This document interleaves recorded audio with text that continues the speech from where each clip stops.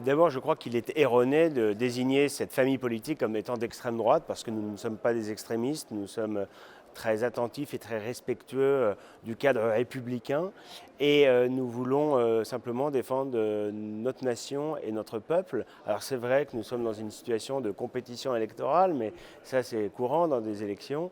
Je crois que l'essentiel, c'est au-delà de cette division au premier tour, c'est d'être capable de se rassembler au second tour, de rassembler les forces nationales, les forces patriotiques, la droite nationale au second tour, avec un objectif: empêcher qu'Emmanuel Macron soit président de la République 5 années de plus. Il a fait souffrir la France, il a fait souffrir les Français pendant 5 ans. Il faut à tout prix éviter qu'il soit reconduit à la tête de l'État. Je crois que ce sont des différences plutôt de parcours, de sensibilité. Éric Zemmour était un essayiste, un polémiste, un journaliste. Il est nouveau en politique. Marine Le Pen, c'est sa 3e campagne présidentielle, donc il y a des différences dans la manière de présenter le projet, mais je crois qu'il n'y a pas de différence fondamentale sur les idées essentielles. Tous les deux sont des patriotes français, tous les deux refusent de voir la France disparaître et refusent de voir le remplacement du peuple français et des peuples européens par des populations venues d'autres continents. Écoutez, j'ai déjà eu l'occasion de le dire, moi je suis aujourd'hui à mon poste, dans mes différentes responsabilités. Je suis un des dirigeants du Rassemblement national, je suis par ailleurs vice-président de notre groupe au Parlement européen. J'ai indiqué que dans le cadre de cette élection présidentielle, à l'heure où nous parlons, eh bien, je soutiens, il n'y a pas d'équivoque là-dessus, la candidature de Marine Le Pen, mais je n'accepte pas l'idée qu'il faudrait considérer Éric Zemmour comme un adversaire ou comme un ennemi. Pour moi, il y a juste une situation de compétition électorale. On peut évidemment regretter cette situation de compétition électorale, mais je suis avant tout attaché à l'action commune, l'action conjointe des forces patriotiques qui devront savoir se rassembler. Si nous ne sommes pas capables de nous rassembler le moment venu, alors nous échouerons et sans doute que les Français nous le reprocheront.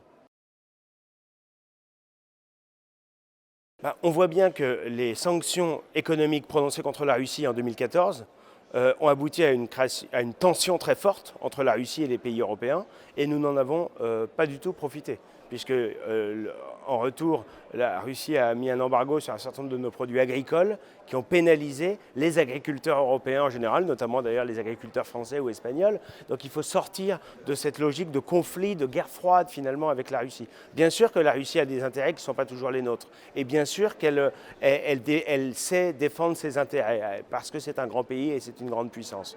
Mais nous devons avoir des relations de qualité avec la Russie, d'abord parce que plus on multiplie les tensions et les conflits avec la Russie, plus on pousse la Russie dans les bras de la Chine. Or, dans la grande concurrence mondiale, nous n'avons pas intérêt à ce que la Chine soit renforcée.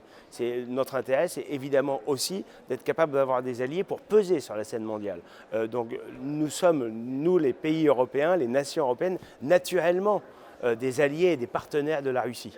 Voilà. Et donc nous devons restaurer cette situation d'équilibre. On ne doit pas être en permanence à courir derrière les intérêts des États-Unis d'Amérique. On voit bien que les États-Unis d'Amérique, en poussant au conflit entre la Russie et les pays européens, défendent leurs intérêts, les intérêts américains qui ne sont pas les nôtres. Nous sommes des alliés des Américains bien sûr, mais ce sont aussi des compétiteurs, ce sont des concurrents, notamment sur le plan économique.